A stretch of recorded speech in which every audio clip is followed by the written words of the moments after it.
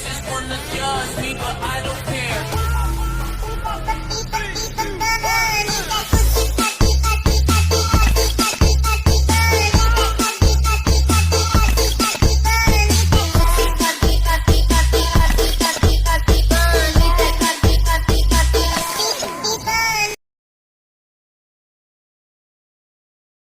A. Makna harmoni dalam keberagaman sosial, budaya, ekonomi, dan gender dalam Bhinneka Tunggal Ika. 1. Harmoni dalam keberagaman sosial budaya. Keberagaman sosial pada masyarakat Indonesia melahirkan bermacam-macam status sosial, mata pencaharian, serta kedudukan dan jabatan dalam masyarakat. Karena manusia sebagai makhluk sosial yang tidak dapat hidup sendiri tanpa bantuan orang lain, sehingga dengan keberagaman tersebut setiap individu dalam masyarakat akan saling membutuhkan dan saling melengkapi. Kekayaan bangsa Indonesia juga tampak dari kekayaan budaya daerahnya yang memiliki ciri khas masing-masing berupa alat musik tradisional, senjata tradisional, rumah adat, lagu-lagu daerah, kerajinan tradisional, pakaian adat, bahasa daerah, makanan tradisional, dan lain-lain yang akan terasa harmoninya jika diselenggarakan festival budaya daerah. 2. Harmoni dalam keberagaman ekonomi masyarakat. Selain keberagaman sosial budaya, Indonesia juga memiliki keberagaman ekonomi yang muncul dalam kehidupan masyarakat. Setiap individu tentu memiliki perbedaan dalam hal ekonomi. Ada yang hidup berkecukupan, hidup dengan materi yang berlebih, serta kurang mampu. 3. Harmoni dalam keberagaman gender dalam masyarakat. Secara bahasa, asal-usul kata gender berasal dari bahasa Inggris yang memiliki arti jenis kelamin. Dewasa ini, kesetaraan gender semakin gencar dilakukan agar tidak ada lagi perbedaan perlakuan antara laki-laki dan perempuan serta ciri-ciri fisik. Dengan demikian, apapun profesi, kedudukan, atau jabatan di masyarakat, baik laki-laki maupun perempuan, memiliki kesempatan yang sama untuk berperan serta dalam kehidupan sosial, budaya, ekonomi, politik, pertahanan, dan keamanan sesuai dengan kemampuan masing-masing.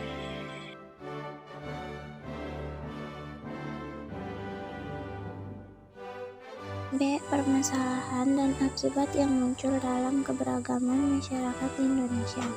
Menurut Sergio Suekanto, masalah sosial adalah suatu ketidaksesuaian antara unsur-unsur kebudayaan atau masyarakat yang membahayakan kehidupan kelompok sosial. Masalah sosial muncul akibat terjadinya perbedaan yang mencolok antara nilai dalam masyarakat dengan realita yang ada. Beberapa hal yang dapat menjadi sumber masalah sosial, yaitu proses sosial dan bencana alam. Masalah sosial merupakan suatu kondisi yang dapat muncul dari keadaan masyarakat yang kurang atau tidak ideal.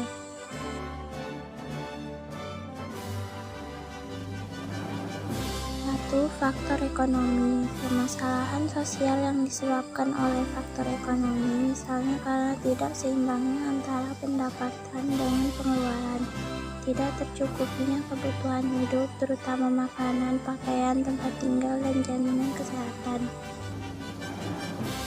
2. Faktor budaya. Kebudayaan yang berkembang saat ini banyak dipengaruhi oleh kemajuan teknologi serta masuknya budaya asing.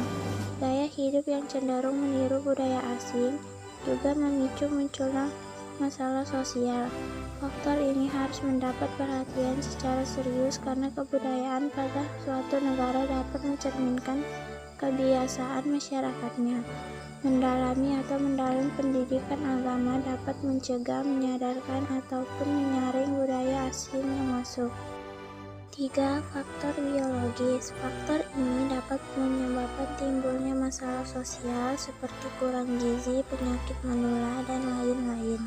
Hal ini terjadi karena minimnya fasilitas-fasilitas kesehatan yang layak dan dapat terjadi juga karena kondisi ekonomi maupun pendidikan masyarakat yang tidak mencukup.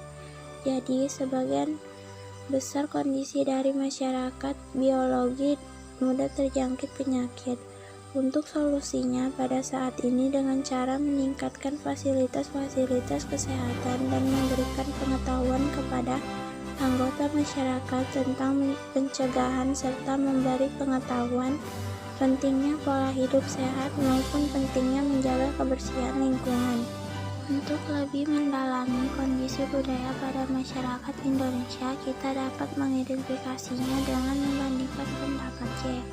Bucon dalam bukunya yang berjudul Universal Categories of Cultures mengemukakan adanya unsur-unsur kebudayaan secara universal yang dapat ditemukan di seluruh dunia, baik pada kelompok masyarakat tradisional sampai dengan masyarakat modern, atau pada masyarakat yang hidup pada zaman praksara sampai dengan sekarang. Unsur-unsur ini merupakan bagian dari sistem sosial budaya yang terdiri atas hal-hal sebagai berikut.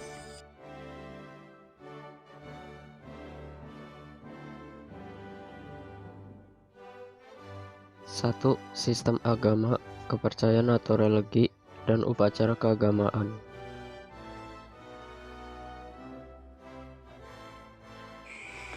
Agama merupakan mengatur aturan dan peraturan yang mengatur hubungan manusia dengan Tuhannya, mengatur hubungan manusia dengan manusia lainnya, dan mengatur hubungan manusia dengan lingkungannya berdasarkan kitab suci. Secara khusus, agama didefinisikan sebagai suatu sistem keyakinan yang dianut dan tindakan-tindakan yang diwujudkan oleh suatu kelompok atau masyarakat dalam menginterpretasikan dan memberikan tanggapan terhadap apa yang dirasakan dan diyakini sebagai sesuatu yang gaib dan suci. 2. Sistem masyarakat dan organisasi kemasyarakatan. Masyarakat dalam kurung society diartikan sebagai sekelompok orang yang membentuk sebuah sistem semi tertutup, di mana sebagian besar interaksinya adalah antara individu yang berada dalam kelompok tersebut. Secara umum, masyarakat merupakan kumpulan individu yang hidup bersama dalam suatu tempat atau wilayah.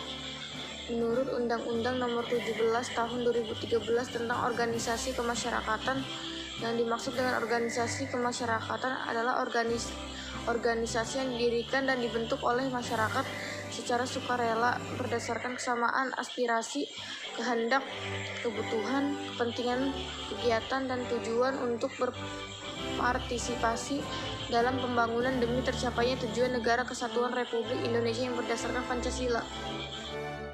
3. Sistem pengetahuan. Sistem pengetahuan yang dimiliki masyarakat merupakan kunci berkembangnya suatu peradaban. Semakin mudah manusia menguasai alam dan semakin canggih manusia memanfaatkan alam, sehingga peradaban manusia semakin tinggi. Sistem pengetahuan umumnya diperoleh melalui beberapa cara, yaitu formal, informal, dan non-formal. Secara formal, yaitu pengetahuan manusia diperoleh melalui lembaga-lembaga formal, legal, terstruktur, dan terorganisir melalui institusi dalam kurung misalnya sekolah, akademi, dan universitas.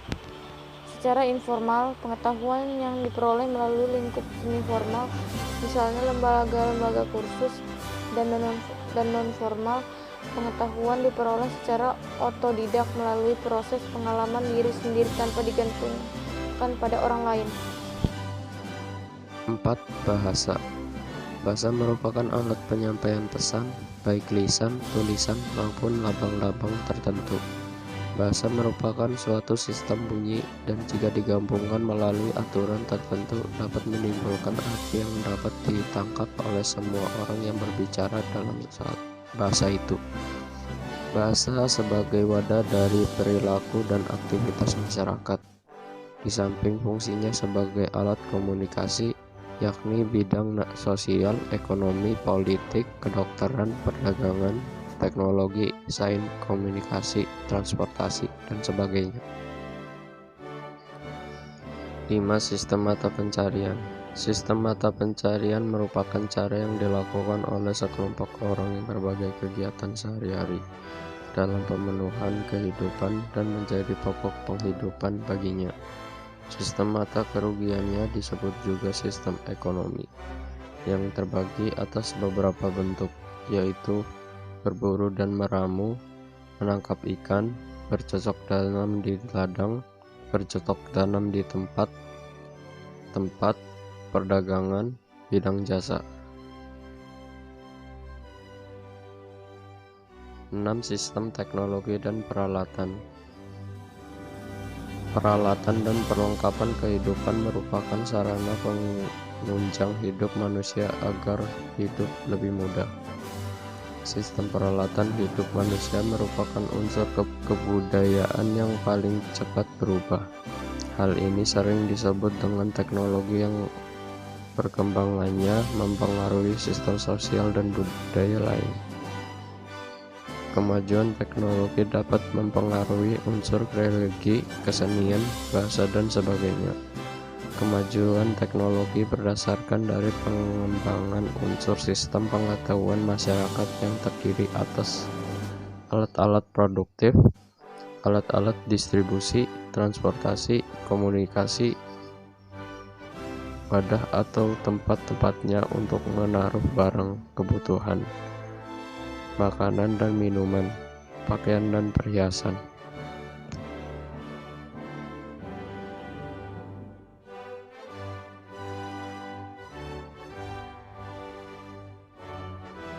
Tujuh, kesenian. Menurut Kamus Besar Bahasa Indonesia, seni adalah kemampuan akal untuk menciptakan sesuatu yang bernilai tinggi.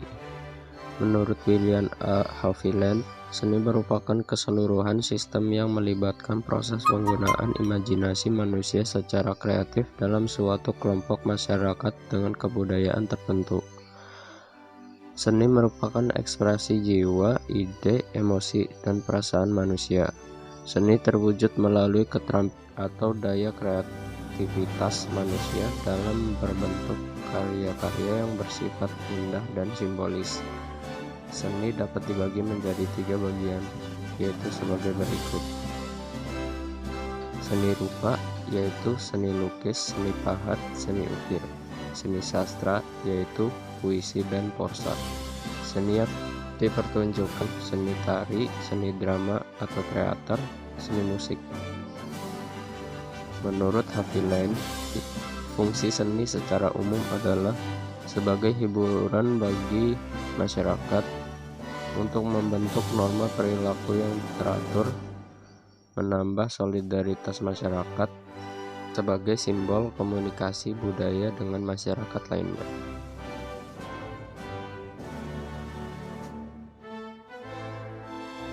C. Upaya penyelesaian permasalahan solusi budaya.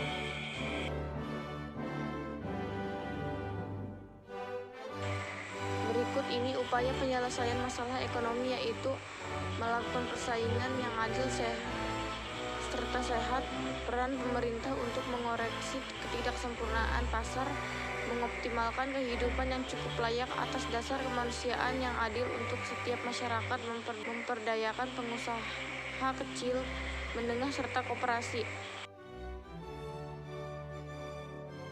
Berikut ini upaya menyelesaikan masalah gender, seperti meningkatkan kualitas hidup perempuan dari kasih air masi, khususnya di bidang kesehatan, pendidikan, ketenagakerjaan, hukum, sospol, lingkungan hidup, serta ekonomi. Meningkatkan upaya perlindungan perempuan dari berbagai tindak kekerasan, diskriminasi, serta eksploitasi, serta penanggulangannya. Mengembangkan perangkat hukum serta kebijakan peningkatan kualitas hidup serta perlindungan perempuan di berbagai bidang pembangunan daerah.